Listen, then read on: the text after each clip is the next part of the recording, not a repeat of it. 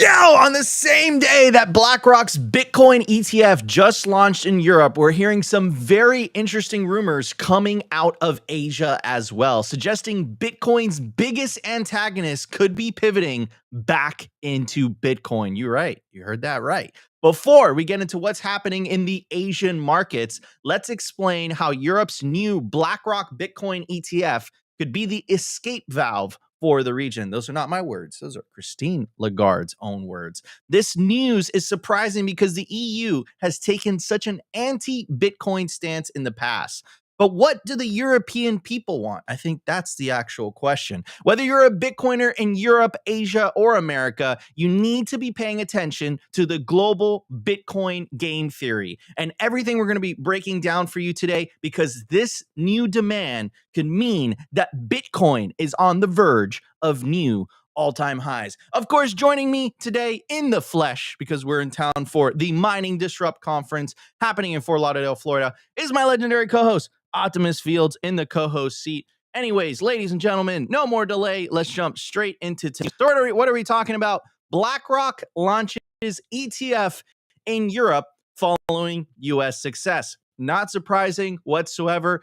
The BlackRock Bitcoin ETF was the most successful ETF launch in ETF history. All right, who could? I mean, it's almost as if Bitcoiners have told you so.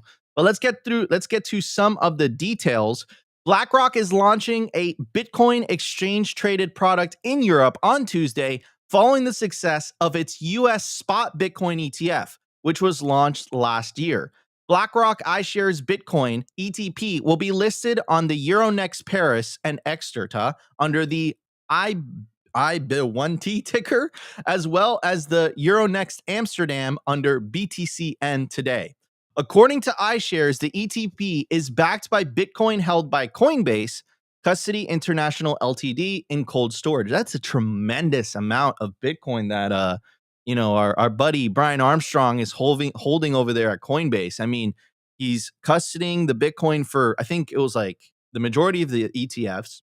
He's custodying the Bitcoin for Michael Saylor. Michael Saylor owns 500,000 coins, or very close to owning 500,000 coins. No, he's past 500,000. He's past 500,000 coins. Thank you for the correction, Opti. I mean, that's a lot of Bitcoin held by Coinbase. Anyways, the listing of the Bitcoin ETPs in Europe marks BlackRock's first introduction of crypto-backed ETPs outside North America, according to Bloomberg.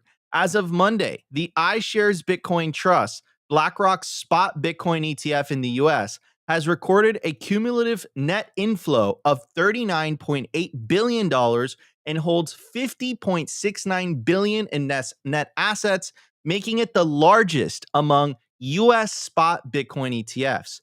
U.S. spot Bitcoin ETFs have recently enjoyed a substantial period of success, recording positive flows for 7 straight days. I mean, I think this is the recovery that we've all been feeling. You know, we hit 78. It didn't feel good. And I think we reached like 88,500. That felt pretty good. Could we be back? Is it too early to tell? I don't know. We'll see.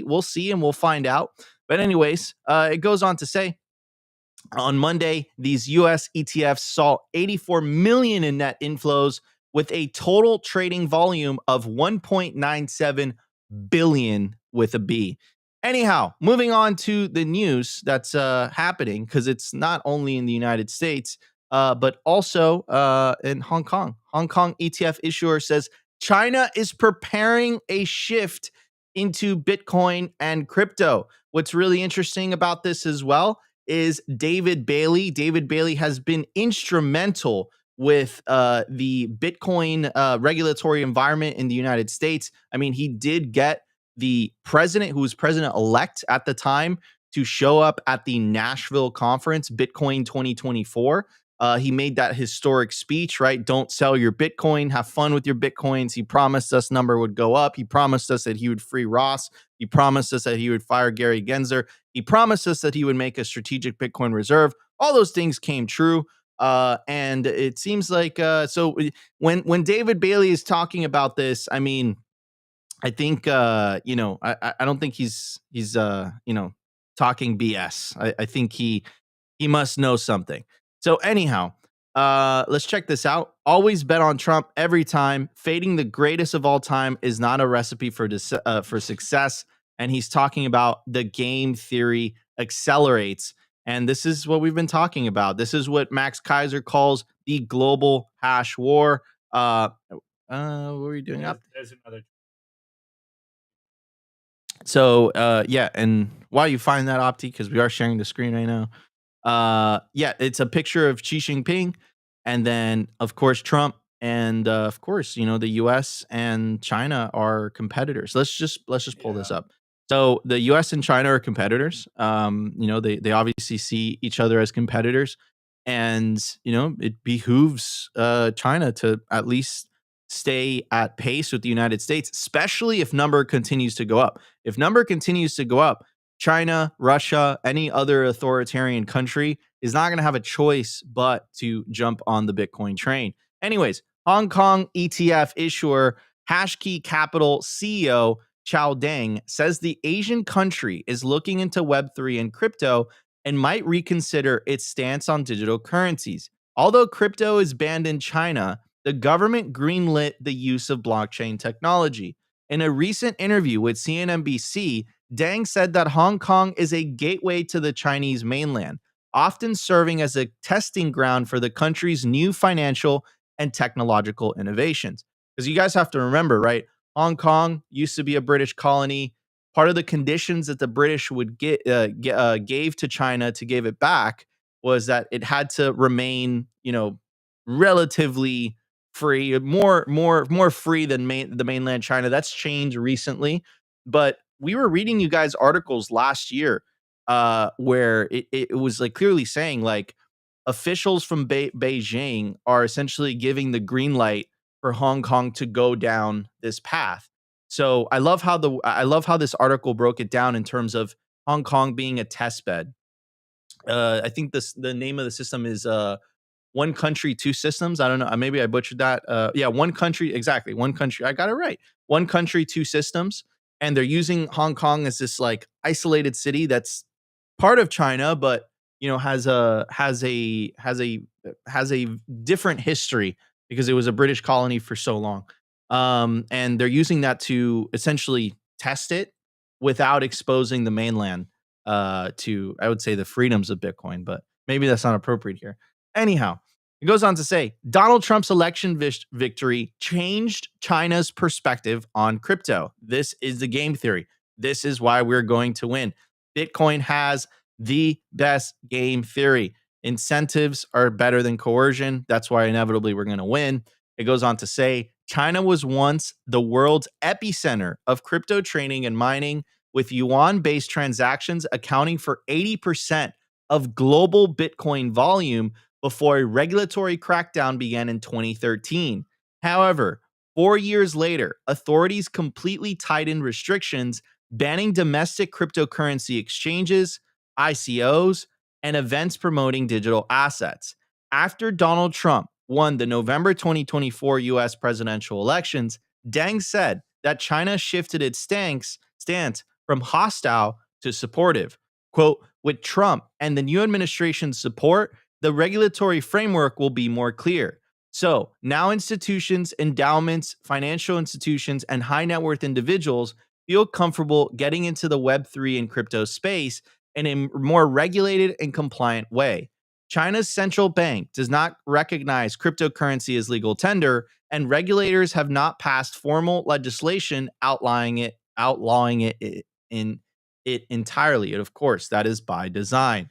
The 2013 government circular on Bitcoin has classified it as a virtual commodity rather than a currency, very similar to how it's being seen here in the US, if we're being honest, at least from a regulatory perspective, allowing citizens to trade it at their own risk. Quote, regulations takes a longer time than the industry expects. It's always the case in all new nascent industries.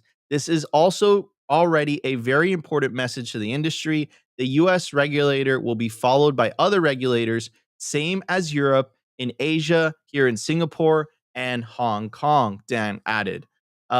This reminds me of a very famous horse. Famous article by Alex Gladstein. And the name of the article is called Bitcoin is a Trojan Horse for Freedom. Now, what's really interesting is this article was written back in 2021.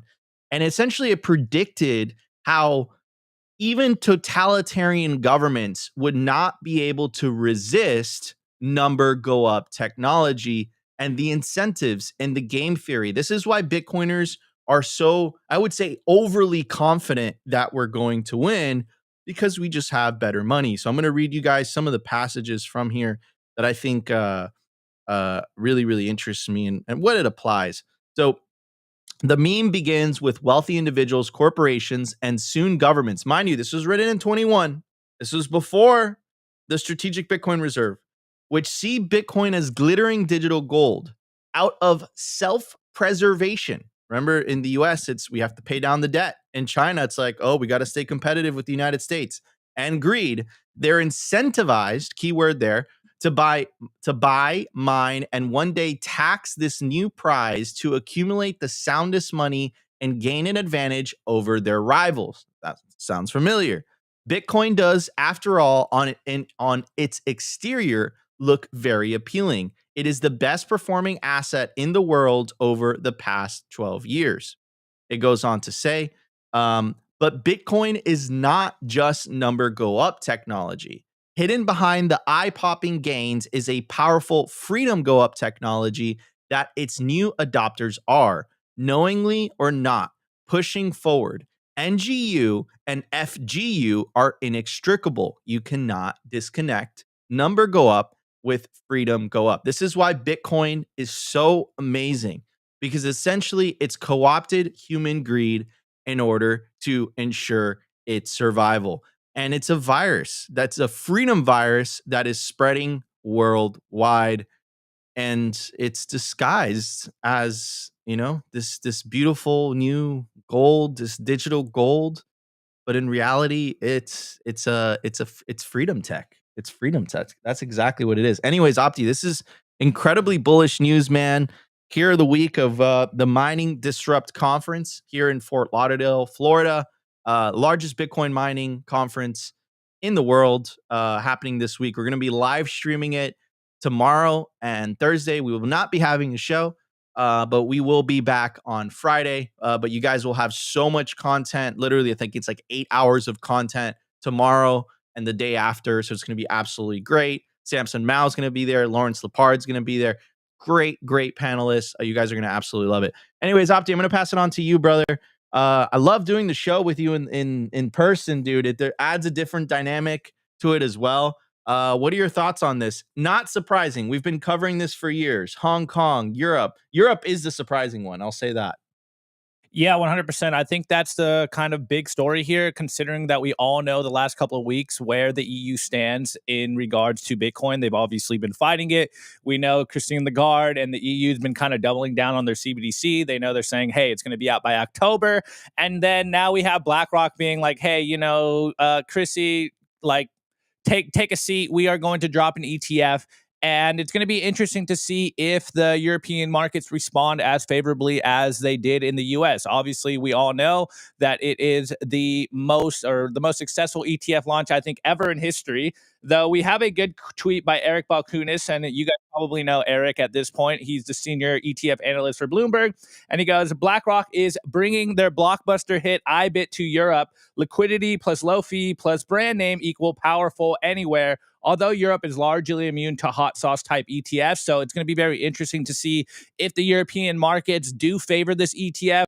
I don't know if there's going to be as successful as the US ETF launch, but it is going to be interesting to see if the markets respond more favorably towards a Bitcoin ETF versus, potentially a CBDC coming down in October. Obviously, as Bitcoiners, like, some paper Bitcoin, it's only really price exposure. So Not something to get too excited about, but that does show that there will probably be more liquidity coming in from the EU markets. And also this morning, I saw BlackRock got like $100 million of Bitcoin from Coinbase Prime custody. So it looks like the people, that are buying the ETF they're continuing to buy the Bitcoin, even when most people right now are probably afraid and selling their Bitcoin. BlackRock and its customers are continuously buying Bitcoin. So I'm going to be very interested to see what Europe does. And then moving forward, I found the tweet that I was showing. And of course, we can't really verify this, obviously, because who knows what's actually going on in China.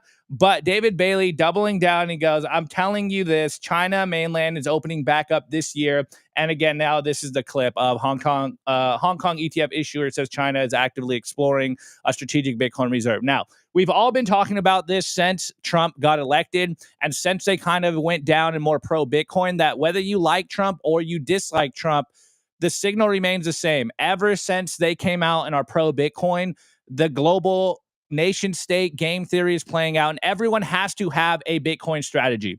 We all know Saylor's been out there saying for months now, you need to have a strategy, a Bitcoin strategy. And now whether China goes back into Bitcoin or they just kind of remain in Hong Kong, everyone has to have these conversations. So do we know for now? No, it does seem like speculation, but I think it's very clearly obvious that these conversations are happening. They have to reevaluate their Bitcoin stance now that the biggest, most powerful country in the world is embracing Bitcoin. So I'm going to be very interested to see if they still kind of fight Bitcoin in China. And it's going to be interesting to see what Europe does. You guys know I've been kind of very bearish on the EU lately. So hopefully the European people themselves have some appetite for Bitcoin, because we know that their leaders don't. So I'm going to be very interested to see how this ETF does on its launch, or rather the first week or month. But I don't know if it's going to be as powerful or as successful as the American ETF. But it is going to be interesting to just see what the markets think about this new launch in Europe. And then, of course, if we get some news coming out of China. Yeah, absolutely. I mean, nothing beats the American capital markets. I mean, so much liquidity. They're so large, right? No other country comes close. So, I doubt they'll be as successful. It's impossible, essentially, for them to be as successful as the ETF launch in the US. But again, from moving the Overton window perspective, definitely very positive. But one thing I want to note before we move on to the rest of the show, and I do want to give a shout out to the live stream. 1,400 of you guys watching live between YouTube and X. Really appreciate it, guys. Smash that like button. Of course, shout out to the hardcore Rumble audience, the most savage chat we have.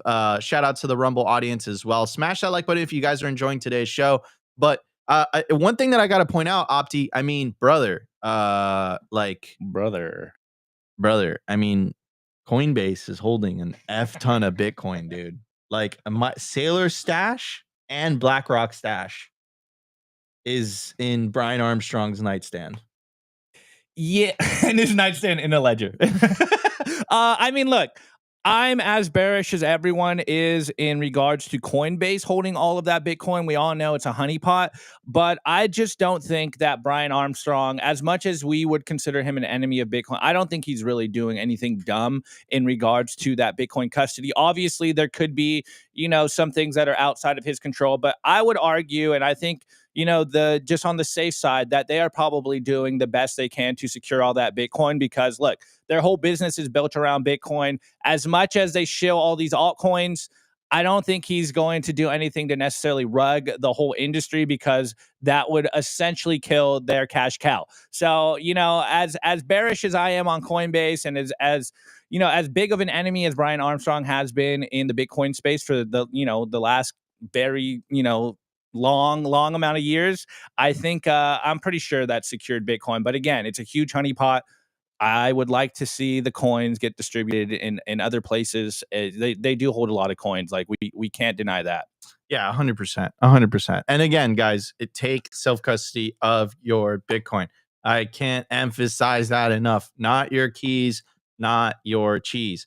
Anyways, guys, we get this message all the time. How do we support Simply Bitcoin? We love you guys. We love what you guys are doing. How do we support the show? Well, you could support the show by supporting our partners, or what fund the show. So, guys, we're very picky on who we choose to partner with. And of course, one of our favorite partners, our lead sponsor, is Bitcoin Well. Bitcoin Well is by far the best place to build your automatic self-custody Bitcoin stack. Enable your independence with the fastest and safest way to buy Bitcoin on-chain or via the Lightning Network in Canada and the USA. To get started, you put in your email address. It takes 2 to 5 minutes to get signed up, and bada bing, bada boom, you're ready to buy Bitcoin. They just released the Lightning withdrawals. So you buy Bitcoin with your bank account, and it withdraws automatically with Lightning. It's so super, super badass. Highly recommend it. So what makes Bitcoin Well different? It's a completely non-custodial platform, meaning they don't even hold your Bitcoin. When you buy Bitcoin on Bitcoin Well, as soon as the funds clear, it goes straight to your self-custody Bitcoin wallet address. If you're a higher net worth individual looking to buy $50,000 worth of Bitcoin or more, check out Bitcoin Well Infinite. Invest in Bitcoin. Preserve your wealth. Bitcoin Well Infinite enables large Bitcoin investments personalized for you and your business. Benefit from a self-custody Bitcoin OTC experience to maximize your independence. Book a call today by going to bitcoinwell.com/OTC. You guys will absolutely love it. You'll have a dedicated representative and everything. Also, every time you buy Bitcoin on Bitcoin Well, you earn something called Bitcoin Well points. And you could use those points towards the Bitcoin Wishing Well contest, which we're going to be doing live for you guys right now. Get your Lightning wallets ready. First person to scan the QR code has won 210 sats. If you use promo code simplybtc or go to bitcoinwell.com/simply, you get 3 tosses into the Bitcoin Wishing Well for an opportunity to win up to 1 million sats with every toss. What are you waiting for? Head over to bitcoinwell.com today. All right, everybody, let's hit the numbers. We have a jam-packed show for you guys. Smash the like button. We will be right back.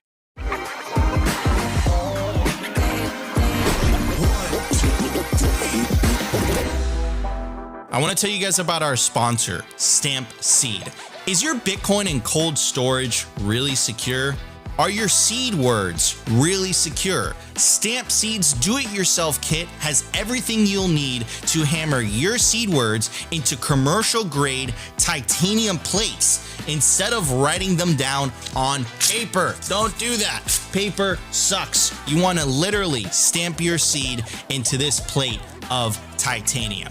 Your words are actually stamped into the metal plate with this hammer. So once your words are in, they aren't going anywhere. No risk of the plate breaking apart and your pieces falling everywhere. Titanium stamp seeds will survive nearly triple the heat produced by a house fire. They are also crush-proof, waterproof, non-corrosive, and most importantly, because this is generational wealth, time-proof. All things that paper is not, allowing you to hodl your Bitcoin for the long haul. I mean, here is the plate that they crushed. They put in water, they put a blowtorch to it, and as you can see, the words have survived. Stamp your seed on Stamp Seed.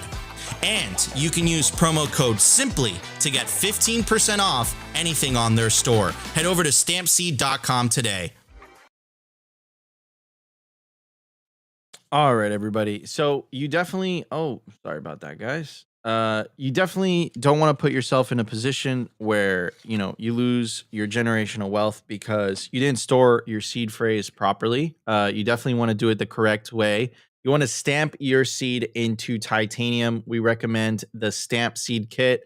The kit, you only have to buy once, and then you can get as many plates as you want. You literally stamp your seed into this plate of titanium. They put it in salt water for 24 hours. I think it was longer than that. And literally the data survived. They put a blowtorch to it. Like, store your seed properly. Could you imagine that conversation with your grandchildren? I didn't, I lost my Bitcoin because I wrote down my seed phrase on paper. Don't put yourself in that position. Store your Bitcoin the correct way. If you use promo code SIMPLY, you get 15% off anything on the stampseed.com website. At the time of recording, the Bitcoin price is $87,880. Block height, 889,398. Sats per dollar, 1,138. Market cap, 1.74 trillion. Bitcoin versus gold market cap, 8.24%. Percentage issued, 94.48%. Decline from all-time high, negative 19.5%. Realized monetary inflation, look at that, Opti, continues to go down, continues to embarrass fiat currencies. Even if the dollar gets back to that mythical, magical, they cannot explain why the inflation rate is 2%. Guess what? Bitcoin's inflation rate is still going down forever. Continues to prove that money can exist without inflation. Anyways, let's talk about the thing that's on everybody's mind. Here is a post by TFTC. 339 days after the halving, Bitcoin sits at $87,000. Compared to history, the 2024 cycle is still crawling. I mean, take a look at that picture. You cannot deny it. You cannot deny it, ladies and gentlemen. So, by the way, this light blue line is the 2021 bull market. The green line is the 2017 bull market. And the purple line is the 2012. Bitcoin's market cap was so small back then. And I mean, like, I wouldn't say that's a good comparison. But let's just say that the Bitcoin price performed like it did in 2021. We would already be right now at $400,000 per coin. If it performed like it did in 2017, we would be a little bit shy of $2 million per coin. If it performed like it did in 2012, that's not a fair comparison. We would be at $6 million per coin. We're sitting here at 80,000. I mean, I gotta say, is Bitcoin getting boring? Someone put it in the chat, in the comments. ETFs removed volatility. We're getting all this bullish news. I posted this the other day on X. I said, this has been one of the most bullish cycles from a news perspective. We had the news of the strategic Bitcoin reserve. We defeated, as a collective of Bitcoin voters, a hostile administration in the United States in the previous election. SAB 121 was repealed. We got Ross Ulbricht freed, right? So much bullish news, but the price is I mean, like, Bitcoin price after halvings, it was at 70,000. Now it's at 84,000. I'm not gonna lie. Like, I keep hearing from so many people, like, "Oh, dude, we're at 84K. Aren't you happy? Aren't that crazy?" Nah. Like, I'm kind of used to, that. So, I think that 2025 is gonna be a great year. But I've been saying that for most of the year. Its market cap is way bigger. It's definitely a lot harder for it to move at these prices because the amount of money that needs to come into the space. But we could be having a delayed cycle. Some people are even speculating that cycles in general are over. People like Arthur Hayes, the founder of BitMEX, he's had some thoughts. And in regarding to essentially why Bitcoin's been so slow this current cycle. So this is the original tweet, but he corrected it down below. I want to focus on that. What I mean is that the price is more likely to hit 110K than 76K next. If we hit 110K, then it's Yahtzee time, and we ain't looking back until 250K. I mean, that would be very, very nice. But let's see. I'm gonna take the approach that a lot of people in the comments say, Nico, shut the F up. Let's just get back to 100K first, right? So that's where I'm at. I mean, not gonna lie. Look, it just doesn't look pretty. Now, to be fair, Opti, you want to take it while I pull this up? Yeah. I mean, guys, like, we've been kind of saying, and then obviously everyone's been yelling at us. Like, I thought we weren't here for the price, bro. I saw someone say it in the comments the other day. It's like, they always tell us to not worry about the price, and then they're talking about the price right now. It's like, guys, this is how you drive adoption cycles, is by the Bitcoin price going up. Like, yes, you come for the money, and then once you figure out all the fundamentals and all the underlying, technicals of Bitcoin, is when you start to not care about the price. But if we are going into what we all believe to be the last leg up of this bull run, or the blow off top of this bull run, this is a very disappointing cycle so far. And I know we still have time, and people are saying just wait, give it some time. But, lining up to old cycles, it means that the Bitcoin price is going to have to start ripping for the next 150 days. Like, I'm okay with that. That sounds like a lot of fun. But as of now, it is starting to feel like, who was it on that comment that just said it? It's like the ETFs and the institutions coming into Bitcoin. Do you think, and by the way, shout out to the live stream, guys, help us break 200 likes. I forgot to tell you guys to smash the like button. Help us break 200 likes within the first 45 minutes of the show. We're already at 150 likes, so smash that like button. We're on the verge of breaking 700 live viewers on YouTube. Appreciate the support. 2,000 live viewers between YouTube and X, and 75 of you guys watching live on Rumble. Appreciate and love the Rumble audience. Absolutely love you guys. Big, very, very bullish on the Rumble platform.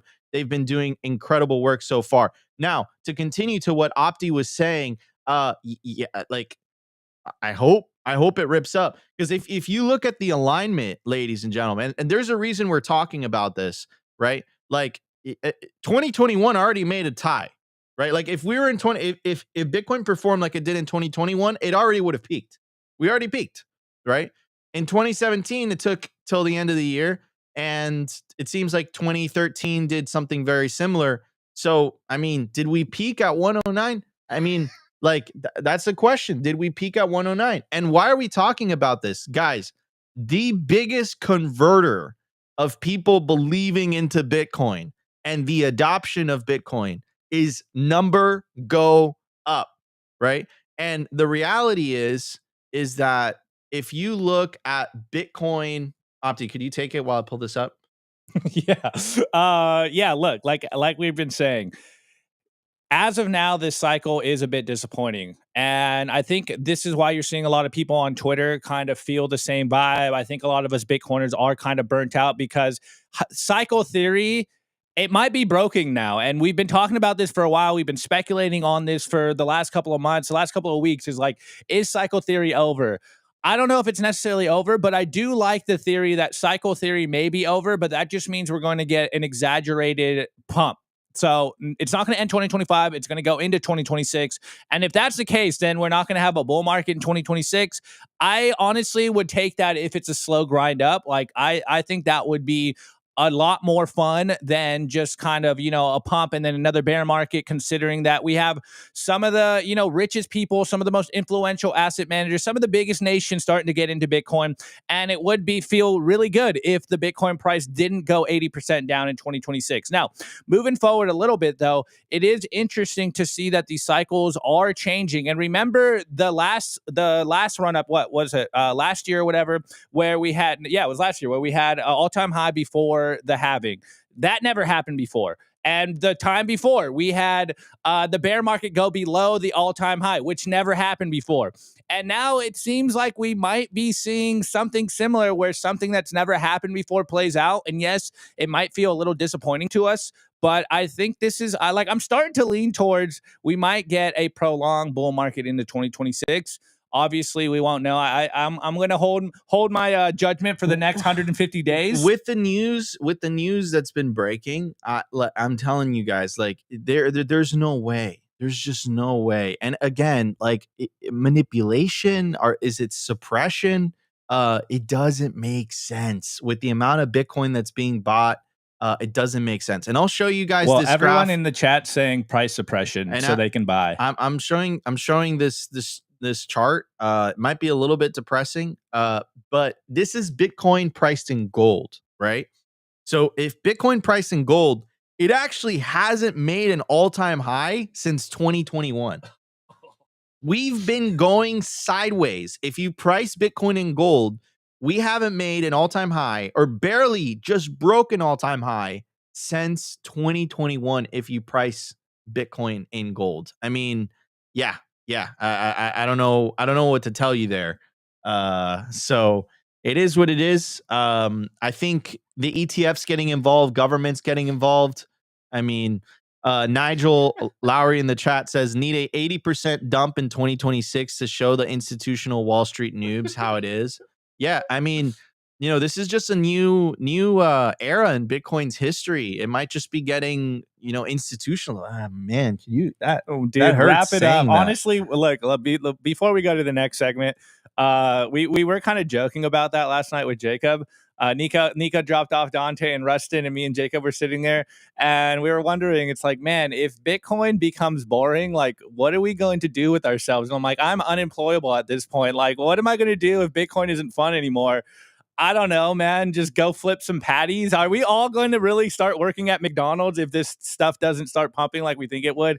It honestly, I hate to just be like the number go up Bitcoiner guy, but could we just get a little bit of number go up? Yeah. A little bit, just a little bit. I'm Larry Fink. It's never going up.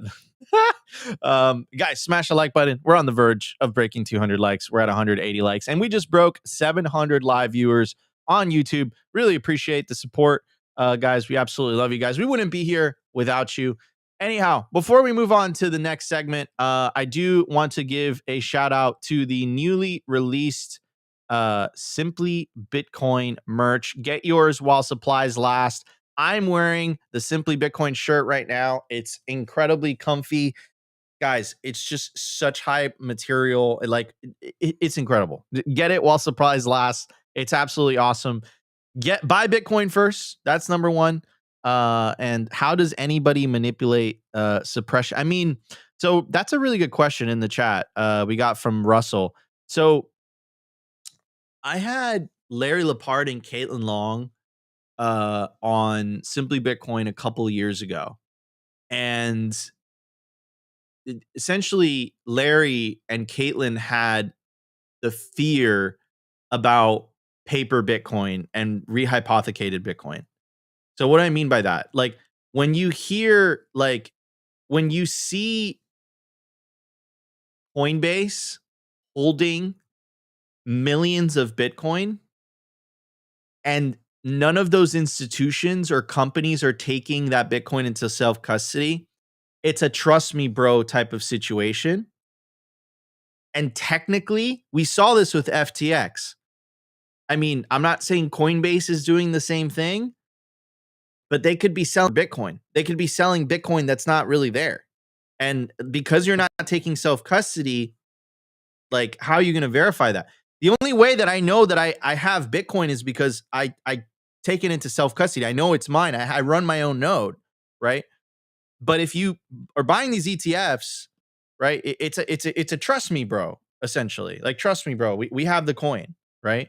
So, yeah, I mean, it's a troubling trend. Now, the good news is, guys, yellow is always distracted. Do I have yellow on this soundboard? No, I don't. Malaka. So anyhow, I do want to give a shout out to the new Simply Bitcoin merch. Guys, get it while supplies last. It's been flying off the shelves. Again, really, really helps support the show.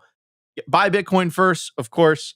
But if you guys want to support the show, check out the Simply Bitcoin merch. The hoodie is incredibly comfy. The Bitcoin Saves cream tee, I love it. And what I'm wearing right now is the Simply Alternative black t-shirt. We've already sold out of some hats. So get yours while supplies last. Again, we've been making sales every single day.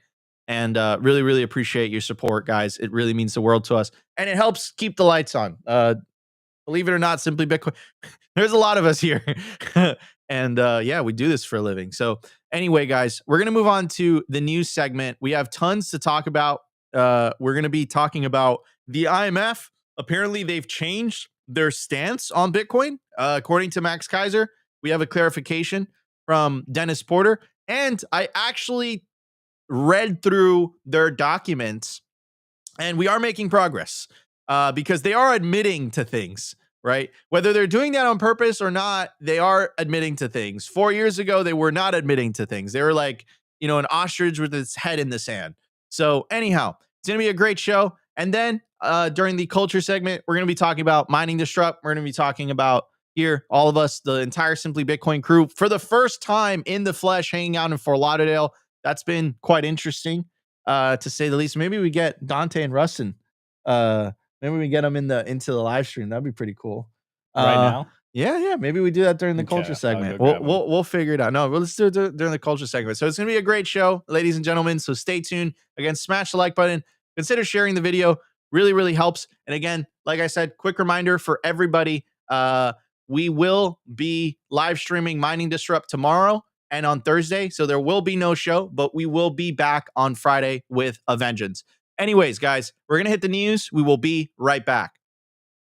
I want to give a shout out to our sponsor, Casa. Bitcoin security matters, but managing private keys can sometimes be complicated, especially multi-sig. What if you can secure your Bitcoin without worrying about losing a seed phrase or giving up custody? With Casa, you can completely control your Bitcoin with multi-key security, so even if one key is lost or stolen, your funds stay safe. No single point of failure, no stress. That's what I absolutely love about these guys. They make taking Bitcoin into self-custody incredibly easy with their best in industry user experience through their app. I've been personally recommending Casa for years now to my friends and family because they will get all the benefits of multi-key self-custody security without the hassle of having to learn complicated UI. And if you're thinking of one day passing on your Bitcoin to the next generation, their inheritance plan has you covered. Also, if you're a business looking to add Bitcoin to your treasury, do it the secure way with Casa for Business. To get started, go to casa.io today and get 5% off Casa Standard or Casa Premium with promo code SIMPLY.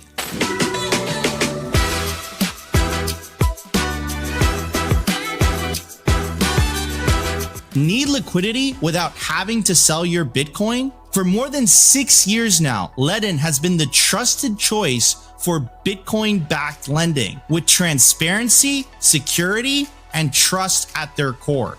I absolutely love these guys, and I personally have not only an account with them, but also a loan. And some of the key features that I love about Ledin is the fact that there are no monthly payments. You pay at the end of the term.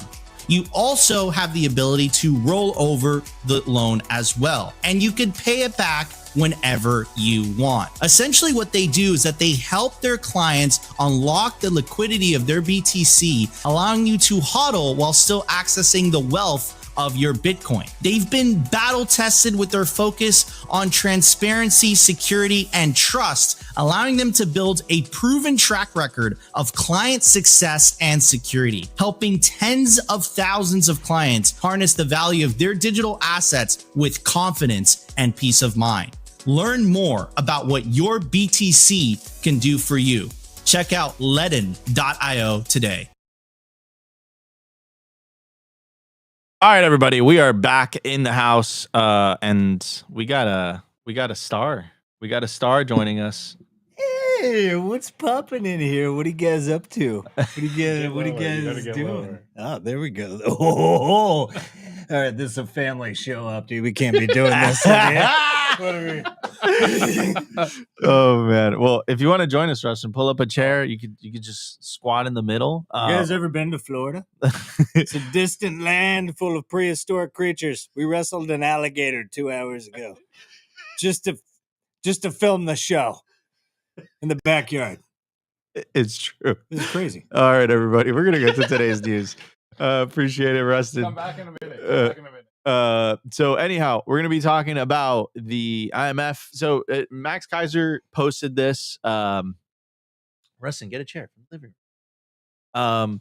So we're going to be talking about this. The IMF has just recognized Bitcoin as de facto digital gold. Sources confirm the IMF is adding Bitcoin to their own reserves and will soon include Bitcoin in their SDR basket / index as well. So this was not confirmed. Rustin in the house, joining us live on stream. We're doing this live. And Dennis Porter actually followed up, did a little bit of research regarding the IMF news. Here, let's do some. We're gonna do some shenanigans. Look at that. Boom, boom, bomb. Making it work live. Anyhow, so Dennis Porter did a little bit of research on the what Max Kaiser's claims were. Okay, I've tracked why people are claiming the IMF said Bitcoin is digital gold. Quote, new digital assets designed to be used as a means of payment or act as a store of value. This is a massive stretch to jump to IMF says Bitcoin is digital gold. The key phrase is designed to be, a good sign that the IMF is recognizing this, but definitely not an endorsement of Bitcoin as digital gold. Now, what's really interesting is I did go through some of the report, and this is the part that I found the most interesting. So they're defining terms here like merger, merchanting, medium of exchange, means of payment. And maybe this was a Freudian slip, refers to the instrument used to make the payment, such as cash, a check, debit card, stable coins, or crypto assets without corresponding liability, parentheses, Bitcoin. So again, in their own definitions, they're admitting to something. So does that mean that they're equating it to digital gold? No. But they are admitting to it when they're defining what a means of payment is, right? So anyhow, I'm going to just open it up. I know that Rustin absolutely loves the IMF. Rustin, any thoughts, opinions? We're doing this live. We're doing this live. We're going to be taking the jackals and 3-piece suits to the woodshed today. But what it looks like here metaphorically, is crypto assets like Bitcoin are recorded as non-produced, non-financial assets. So they're looked at as property. So even though it's not looked at as money, you could still loosely say they didn't say Bitcoin is digital gold, but maybe like a sovereign form of collateral in a way, because it's that under the bearer asset. But they're coming around, and they have to, because the US forced their hand. Okay, Max sees it. Now it's like, okay, Orange Man says Bitcoin good. Now GFY, or you just don't exist anymore. So they're going to be buying Bitcoin soon. Put it down. Maybe 2 months from now, IMF stacking sats, and then they can cry harder later. Guys, go check out Simply Bitcoin Originals with Rustin. No one delivers it like Rustin. I mean, Dante and Rustin, man, what a team. Anyways, he's got a big one coming today. You guys are gonna love that. You guys are gonna, and Rustin's wrestling an alligator in the background. It's absolutely crazy. Anyways, Opti, what are your thoughts on this, man? I know that you're a huge fan of the IMF. So Christine Lagarde used to be the head, and you guys have a dating history. Yeah, well, I tried to do a reverse economic henchman hitman on Chrissy Lagarde. It didn't work out so well. I just made her madder, and now she doesn't like Bitcoin. No, seriously, I think this is very interesting news, considering what we were covering about 2 weeks ago, when El Salvador essentially, for all intents and purposes, had to bend the knee to Bitcoin. At least that was the popular take here. The IMF forced them to kind of write off the Bitcoin legal tender law so that they can get their loan. And then following 2 weeks later, they drop a report, and they're basically saying what we've all been saying for a long time, that Bitcoin is a store of value. It's a means of payment. And now, again, maybe they dropped this not thinking anyone would really read through this whole thing. And, Bitcoin Twitter and Bitcoiners are just all over it. And it's like, wait, did the IMF just basically say the quiet part out loud, and Bitcoin is a means of payment? It is a store of value. So I think the timing is very interesting, considering that they essentially told El Salvador, hey, kick out your Bitcoin law, we'll give you this loan. And then 2 weeks later, they're like, you know what, actually, Bitcoin, or what did they say? Cryptos, or with no liabilities, or whatever that phrasing was. And then e.g. Bitcoin, they're saying what we've been saying for a long time. And now it is now I'm sorry, I'm distracted by the chat. And now 2 weeks later, they're essentially saying, hey, actually, we kind of do recognize Bitcoin. We realize that it is kind of catching on. It is a new phenomenon. So it is interesting, the timing, because, hey, I don't know the exact, and someone can fact check me right now. Someone can fact check me right now. But the timing of that loan, I think, was happening before Trump was, fully in office and announcing a strategic Bitcoin reserve. So maybe they didn't think Trump was going to win and or really double down on their Bitcoin stance. And now, as we're seeing, everyone has to kind of adjust their kind of takes around Bitcoin, because it seems like this is a huge priority for them. So, hey, the IMF does seem to be bending the knee, and we'll see how this plays out. But I just find the timing very interesting, considering the El Salvador news with IMF. And now I think it's a month later, they're like, actually, we're going to drop a report, and, Bitcoin is a means of payment. 1,000,000%. Let's see. I mean, this was a concession and admitting to something that I don't think they wanted to admit to, but they just had no choice. That was the reality to it. Anyhow, look, guys, you have to understand something as well. There was a silver lining with the IMF coming out and basically saying, "Hey, El Salvador, uh, you don't have a right to buy Bitcoin, even though you're a sovereign country and your leader was democratically elected."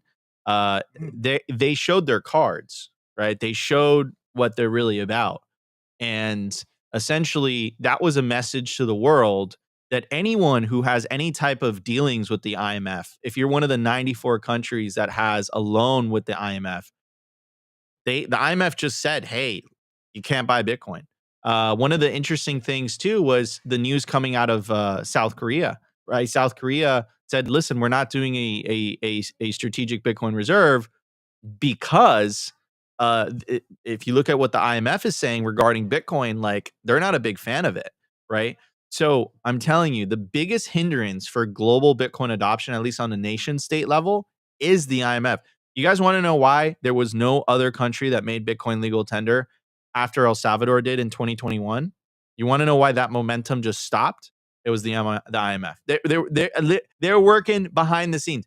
The reason they got away with El Salvador, the reason that El Salvador got away with the Bitcoin legal tender law was because they were caught by surprise. After that, they doubled down. I mean, look at the amount of effort they made to essentially getting El Salvador to reverse its decision on making Bitcoin legal tender.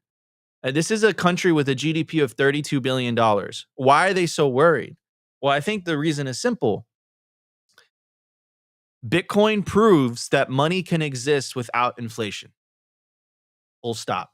And they're one of the biggest forms of revenue that governments have, that the state has, is being able to create its own money. And what is the unintended consequence of that? The unintended consequence is that they print money, and that causes inflation.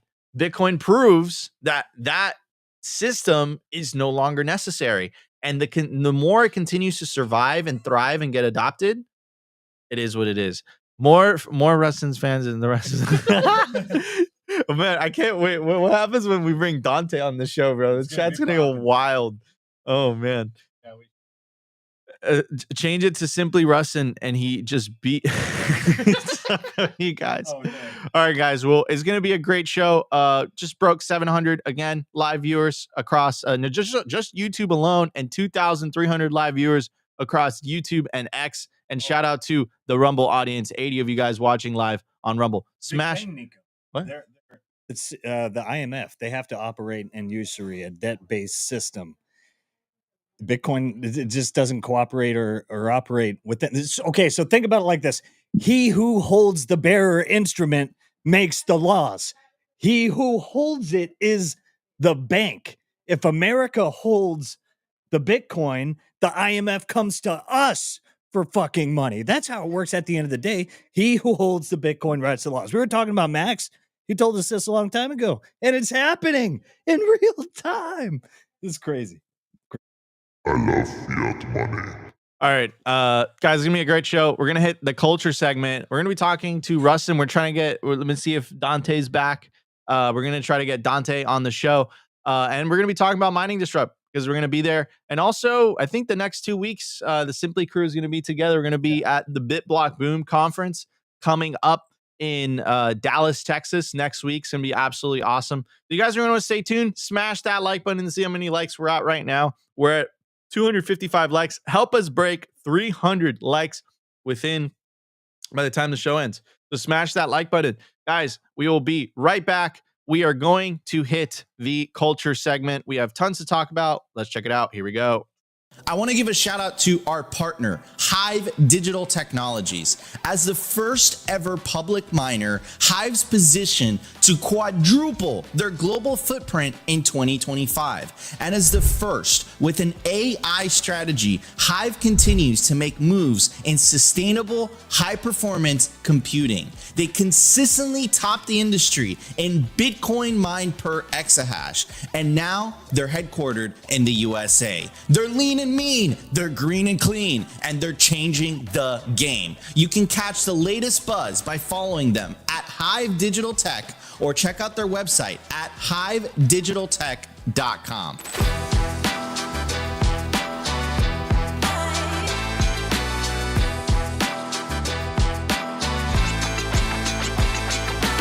I want to give a shout out to our partner, CoinKite.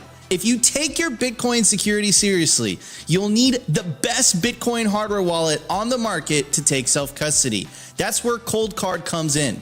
The Cold Card Q is the most advanced Bitcoin signing device ever made. It's got a full keyboard, larger screen, and NFC support, making air-gap signing easier than ever. It's built for power users who want the ultimate security without sacrificing usability. And if you're looking for a battle-tested, uncompromising cold storage, the Cold Card MK4 is your go-to with PSPT signing, an industrial-grade secure element, and USB-C. It's the perfect blend of security and convenience. Both devices are, of course, 100% Bitcoin only, open source, and built by Bitcoiners for Bitcoiners. Secure your Bitcoin the right way with the Cold Card Q and the MK4. Head over to coldcard.com today and use promo code SIMPLY to get 5% off anything on the store.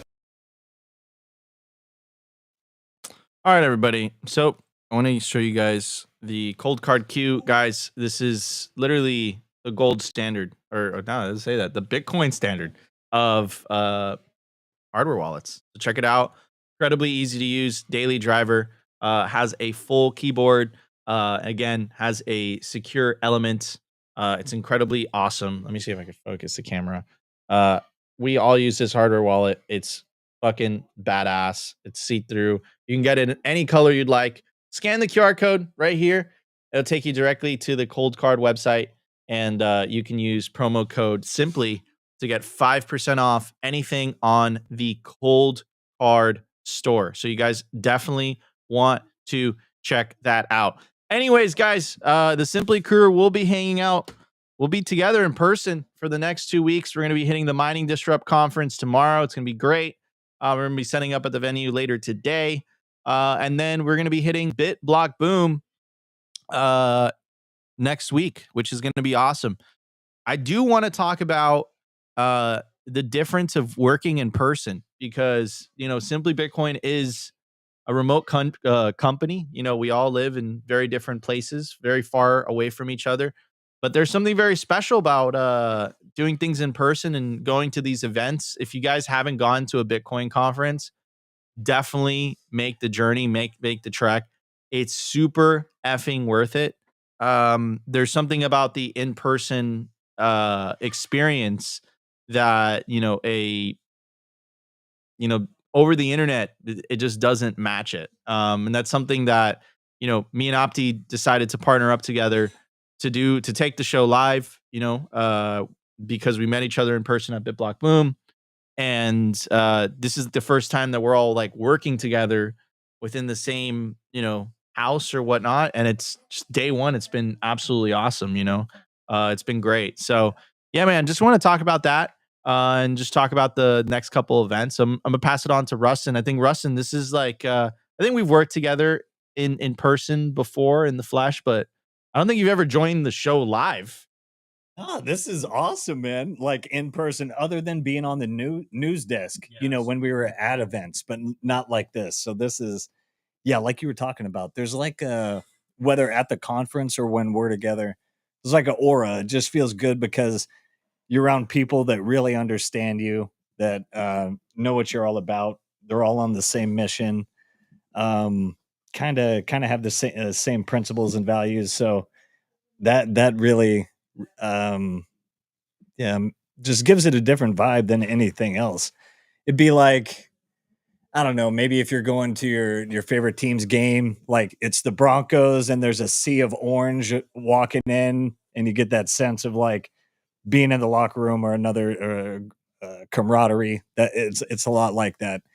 People are awesome. You're gonna make friends from all over the place you never thought you would. We got a lot of Canucks and Canadian brothers that we love at Simply, and we love to catch whenever we're there or at these events. And then that'll be the thing, is you'll have opportunities in the future events to get to see one another.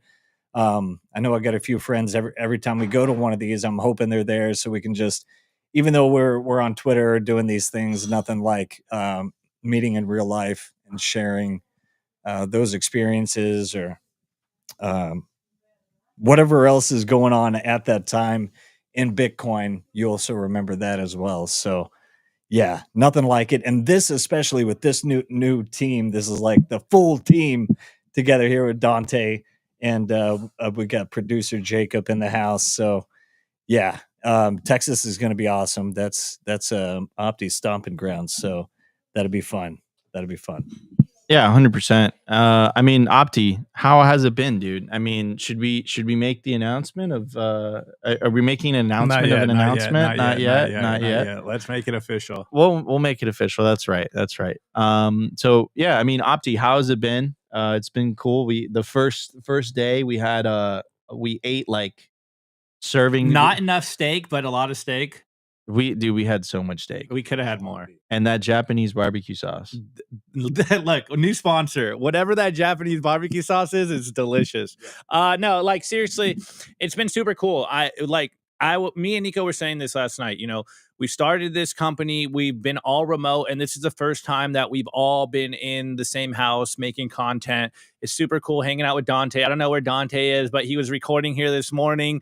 Nico and I are prepping for the show. Rustin's basically doing the visual, audio, visual stuff, sitting there messing with the camera so we can get some cool views for you guys fresh from Miami. So it's been super fun. I love the vibe of just having us all in the same room. You know, Jacob's on the couch just telling us what to do, you know, like, so it's been super cool just having us all in the same place. You can feel the buzz when we're all chilling in the house, like making content, making Simply Bitcoin work versus, and I think Dante even said it best last night. He's like, it was this morning. He's like, man, it's so cool. Like, having us all in the same room making the content together, because it just feels different than when you're at home on your computer making content by yourself.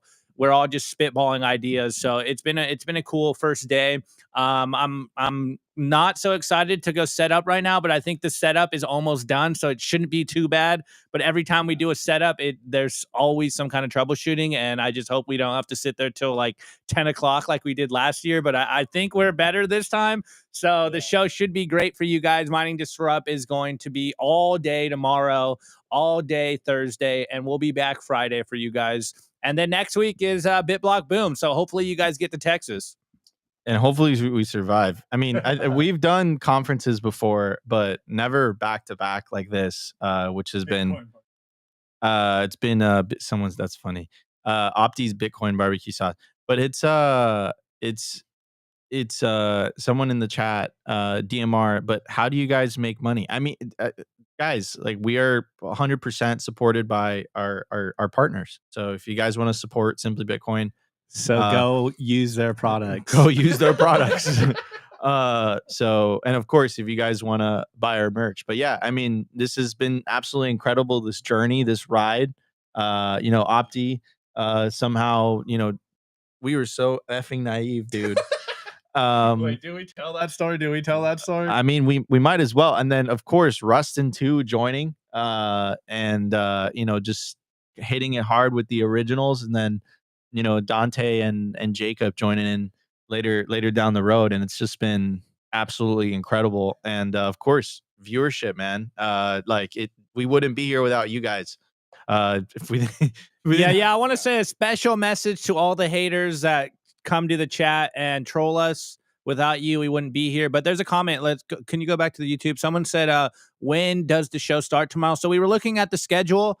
I think it said 8 to 8:35. So we will have to figure out exactly, but it's going to be all day, bright and early. And I'm sure we'll start it a little before Mining Disrupt starts. So plan on it between 8:35 Eastern time. So that's 7 Eastern, so 6:30 West Coast time. It's going to be going all day, guys. So we still have to kind of verify exactly when the time starts, but from what we saw on the schedule, we're going to be there bright and early. So 8:35, expect us to be live. We'll be getting you the content all day. We got our boy Murph setting up all the cameras. It's going to look incredible for you guys. So again, pop in early, go get lunch, come back. It's going to be going all day long. So Mining Disrupt tomorrow. If you are wondering about the mining industry, a bunch of different stuff, go check it out.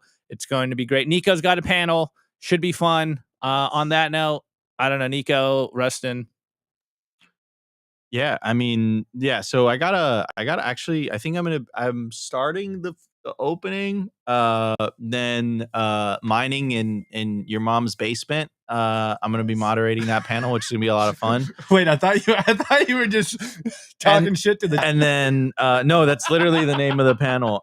And then I'm looking forward to that. And then I'm gonna be doing a fireside chat with Luke Dash Jr., which I'm incredibly excited for. So Larry Lepard is going to be there. Samson Mao is going to be there. It's going to be a great, lots of signal tomorrow. So guys, tune in. I think it starts I was taking a look at the calendar at 8:35. So we'll probably start the stream at like 8:20. So you guys could just, start piling in. But yeah, tune in to Mining Disrupt Day 1 tomorrow. Live here in Fort Lauderdale, Florida. And it's going to be going on till like 5 or 6 p.m. So it's going to be absolutely effing bonkers. I can't emphasize that enough. But anyways, guys. Wait. Before you go, Nico, before you sign us out, the chat is saying we got to get a send it from Rustin. So cue it up, Rustin. Mining Disrupt 2025. Send it. All right. Love you guys. If you guys enjoyed today's show, smash that like button. Really, really helps with the algos. I'm not going to close this out till we hit 300 likes. So we're at 296. Just smash that like button. 647 of you guys watching live on YouTube. 71 of you guys watching live on Rumble. Just smash that like button. Really, really helps with the algos. Just smash the like button. Smash the like button. But yeah, it's going to be a great time. I'm incredibly excited for these next 2 weeks. And I hope to see you guys. I hope to see you guys in person. So if you guys see us, feel free to come up to us at Mining Disrupt or at BitBlockBoom. That's the whole point of these conferences. You could say hi with us, whatever you want. Just approach and spark up a conversation. Anyhow, all right, guys. Wait, two more. There we go. We did it. Did we break it? Did we break it? Boom. 305. Oh, very, very symbolic. All right, everybody. Love you all. Have an amazing week. Like I said, the Simply Bitcoin Live will be back on Friday. We will be live streaming Mining Disrupt tomorrow on Wednesday and on Thursday. So March 26th, Mining Disrupt Day 1, March 27th, Mining Disrupt Day 2, and then Simply Bitcoin Live will be back on Friday. And in the meantime, Rustin and Dante are going to be dropping originals and Bitcoin Simplies. Until then, love you all. We'll see you guys on the next one. Take care, everybody. Today's episode was brought to you by BitcoinWell.com, a Bitcoin-only platform on a mission to enable financial independence.